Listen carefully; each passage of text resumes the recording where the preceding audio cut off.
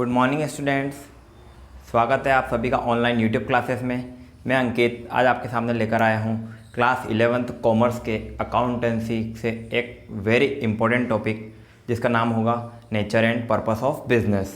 ठीक है स्टूडेंट, तो सबसे पहले वीडियो को स्टार्ट करने के पहले अगर आपने हमारे चैनल को सब्सक्राइब नहीं किया है तो आप अपने चैनल को सब्सक्राइब करें और रेगुलर अपडेट्स पाने के लिए बेल आइकन को क्लिक करें। ठीक, स्टार्ट करते हैं आज का पहला टॉपिक। यस, अपन बात करने वाले हैं आज ऑक्सिलरीज ऑफ ट्रेड की। ऑक्सिलरीज ऑफ ट्रेड क्या होती है, मतलब अपन ने इससे पहले मीनिंग ऑफ ट्रेड पढ़ा है, मीनिंग ऑफ बिजनेस पढ़ा है। आज अपन स्टार्ट कर रहे हैं ऑक्सिलरीज ऑफ ट्रेड क्या होता है। तो the institution which are helpful in conduct promotion and development of trade and which boost the trading activities are called auxiliaries of trade. ठीक है, मतलब वो सारे इंस्टीट्यूशन, वो सारी संस्थाएं जो कि किसी भी बिज़नेस को कंडक्ट करने में, प्रमोट करने में और उस बिज़नेस को डेवलप करने में, है ना, या ट्रेडिंग एक्टिविटीज़ जो भी कर रहे हैं हम, ठीक है, उसको बूस्ट करने में आपकी हेल्प करता है, वो ऑक्सिलरीज ऑफ ट्रेड कहलाता है। ठीक है, अब they are indispensably for trade auxiliaries to trade remove the various hindrance, place, time, risk, finance and knowledge etcetera. जितनी टाइप की अगर बिजनेस में कोई हिंड्रेंस मतलब कुछ समस्याएं आ रही है तो उसको दूर करता है। प्लेस संबंधी कोई प्रॉब्लम है तो ऑक्सिलरीज ऑफ ट्रेड आपका उसको दूर करेगा। ठीक है, टाइम संबंधी जो रिस्क है उसको थोड़ा मिनिमाइज कर देता है। ठीक है, विच arise in the connection with the production distribution of trade, जो कि रिलेटेड है आपका प्रोडक्शन से और डिस्ट्रीब्यूशन से। Okay student, auxiliaries of trade अगर इन शॉर्ट अपन बात करते हैं तो क्या होता है कि वो सारी एक्टिविटीज़ जो एक बिजनेस को स्मूथली रन करने में आपकी हेल्प करती है, वो ऑक्सिलरीज ऑफ ट्रेड की कैटेगरी में आती है। ओके, अब जैसे कि यहाँ पे सबसे पहला आपको ऑक्सिलरीज ऑफ ट्रेड बताया गया है, वो है आपका मीन्स ऑफ ट्रांसपोर्ट। बिजनेस कर रहे हैं तो कहीं ना कहीं ट्रांसपोर्ट भी उसमें एक महत्वपूर्ण भाग होता है। ट्रांसपोर्ट क्या होता है, ट्रांसपोर्टेशन आपने सुना ही होगा, जिसके ज़रिए सामान को एक जगह से दूसरी जगह पे भेजा जाता है, वो ट्रांसपोर्ट कहलाता है।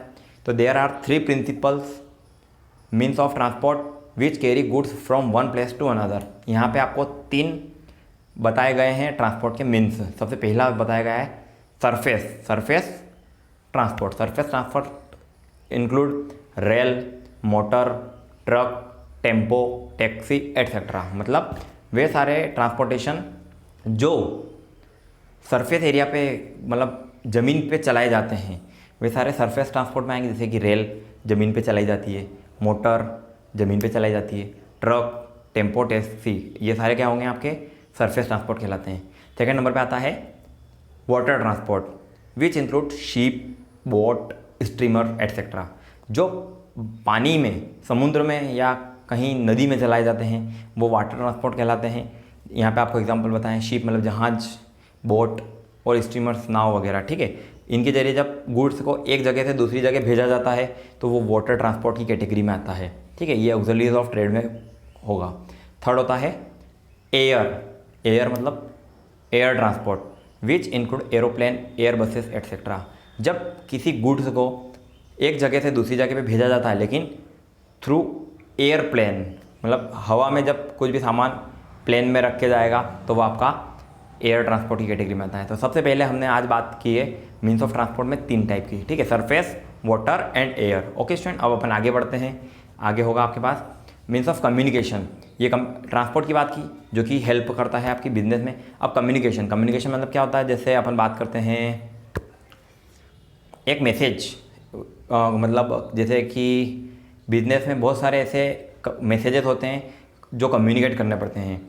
जैसे कि बिल होता है, कोई सामान इधर से उधर भेजना है, तो कोई संदेश, मैसेज एक जगह से दूसरी जगह भेजना है, तो वो मीन्स ऑफ कम्युनिकेशन में आता है। ठीक है, इसमें अपन बात करेंगे कैसे, post office, telegram, telephone, fax, email are the important means of communication through which business contact and dealing are made and which make the trading purpose process easy.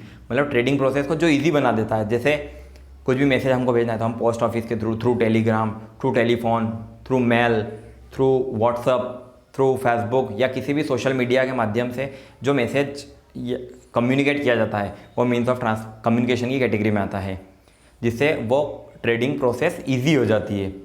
Newspaper, radio and television are also play an important role in the promotion trade. ये television, newspaper, radio ये सारे भी business को promote करने में help करते हैं। तो सेकेंड हमने पढ़ा है मीन्स ऑफ कम्युनिकेशन। इसके पहले हमने क्या पढ़ा था? Means of transport. अपन अगली बात करते हैं financial institutions. Yes student, financial institution क्या होती है? वो सारे इंस्टीट्यूशन जो बिजनेस को डायरेक्टली और इनडायरेक्टली हेल्प कर रहे हैं in the form of finance.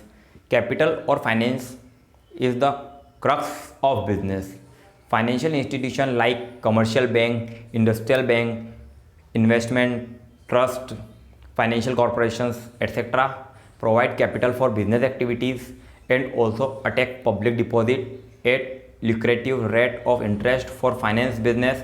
Similarly, stock exchange play a very important role in selling the share and mobilize capital for industries.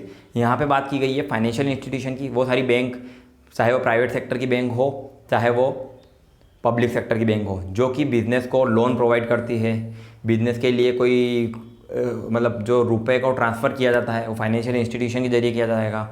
अगर आप स्टॉक एक्सचेंज में ट्रेड करना चाहते हैं तो कैपिटल को मोबिलाइज स्टॉक एक्सचेंज करता है, ये भी आपका एक फाइनेंशियल इंस्टीट्यूशन कहलाएगा। ठीक है स्टूडेंट्स, तो ये बात हुई आपकी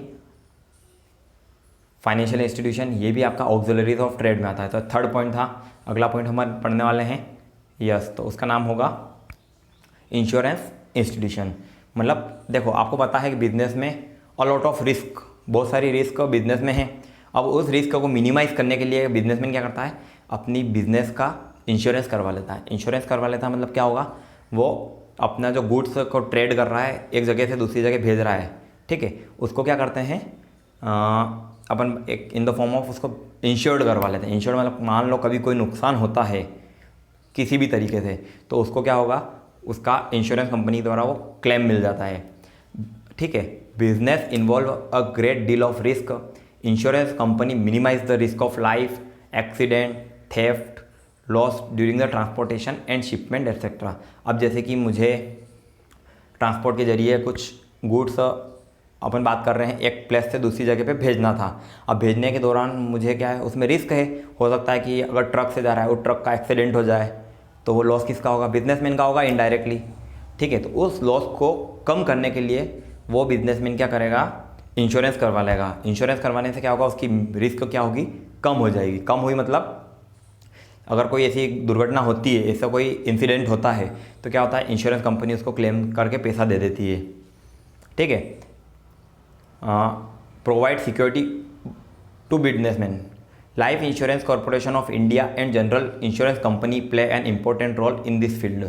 LIC की बात की गई है। जनरल इंश्योरेंस में आजकल तो बहुत सारी कंपनीज मार्केट में अवेलेबल है जो इस फील्ड में काम कर रही है। ओके, ये फोर्थ और आपका मोड ऑफ ट्रांसपोर्टेशन हुआ है। अब अपन अगली बात कर रहे हैं marketing institutions. Produce, exchange play an important role in the selling to goods at the attractive price. They help the buyer and seller both. Advertisement is equally an important means of publicity of and sell. Warehousing also promote the trading activities by storing goods when the price are low so that they may sold when the price is high. अब यहाँ पे बात की marketing institution. आजकल market में बहुत सारे ऐसे मार्केटिंग इंस्टीट्यूशन हैं जो कि आपके प्रोडक्ट की मार्केटिंग करते हैं। मार्केटिंग करते हैं मतलब जैसे कि अगर आपको आपका प्रोडक्ट बेचना है तो आप उस मार्केटिंग इंस्टीट्यूशन के पास जाएंगे, अपनी सारी मोनोपोली उस इंस्टीट्यूशन वालों को समझा देंगे। समझाने से क्या होगा? वो आपके फेवर में आपके लिए आपकी गुड्स को बेचने के लिए एडवर्टाइज़ करेगा। इसके लिए हाँ कुछ चार्ज लिया जाता है, ठीक है। इसके अलावा वेयर हाउस भी हेल्प करते हैं। वेयर हाउस हेल्प कैसे करेगा? आपके पास बहुत ज़्यादा सामान है तो आपके पास अभी मार्केट में क्या उसकी प्राइस कम है, तो आप कम प्राइस में वो प्रोडक्ट तो बेच नहीं सकते हैं, तो आप क्या करेंगे? उस प्रोडक्ट को, उस गुड्स को वेयर हाउस में रख देंगे। अब जब उस प्रोडक्ट की प्राइस ऊपर आएगी, हायर होगी, ठीक है, तो आप उस वेयर हाउस से निकाल के उस गुड्स को बेच सकते हैं, जिससे आपको लॉस की प्रोबेबिलिटी कम हो जाती है। ओके स्टूडेंट, ये अगला आपका था ऑक्सिलरीज ऑफ ट्रेड। अब अपन बात कर रहे हैं अदर इंस्टीट्यूशंस की। This include recreation centres, hotel, restaurant and other like services. Similarly consultancy services, income tax, sale tax, auditing, cost accounting, legal consultant etcetera are promote business activities. अब यहाँ पे बताई गई है अदर जितने भी इंस्टीट्यूशन होते हैं, ठीक है, जो हेल्प करते हैं बिजनेस को प्रमोट करने में. कैसे हेल्प करते हैं तो यहाँ पे आपको बताया गया है, जैसे कि रिक्रिएशन सेंटर्स, कुछ मनोरंजन के लिए जो सेंटर बनाए जाते हैं बिजनेसमैन के लिए, वो रिक्रिएशन सेंटर, होटल, रेस्टोरेंट, ठीक है, इनकम टैक्स, कंसल्टेंसी, अगर आपको कोई सलाह लेना है तो ऐसे बहुत सारे इंस्टीट्यूशन हैं जो आपको संबंधित प्रोडक्ट को कब बेचना है, कैसे सेल टैक्स उसका भरना है, कैसे ऑडिट होगा, वो सारी कंसल्ट आपको देते हैं. तो ये सारे भी बिजनेस एक्टिविटी को प्रमोट करने में आपकी हेल्प करेंगे. ठीक है स्टूडेंट, तो ये बात थी आज की अपनी सम ऑक्सिलरीज ऑफ ट्रेड. ये एक इम्पोर्टेंट क्वेश्चन है जो कि आपके लिए कहीं ना कहीं, अगर आप कॉमर्स लिया है, ठीक है, मतलब भविष्य में आप क्या हैं, बड़े बिजनेसमैन बनने वाले हैं, तो आपको ये हेल्प करेगा. ठीक है, तो ये आज का टॉपिक था अपना. अब अपन मिलते हैं अगले टॉपिक में अगली वीडियो के साथ. तब तक के लिए नमस्कार.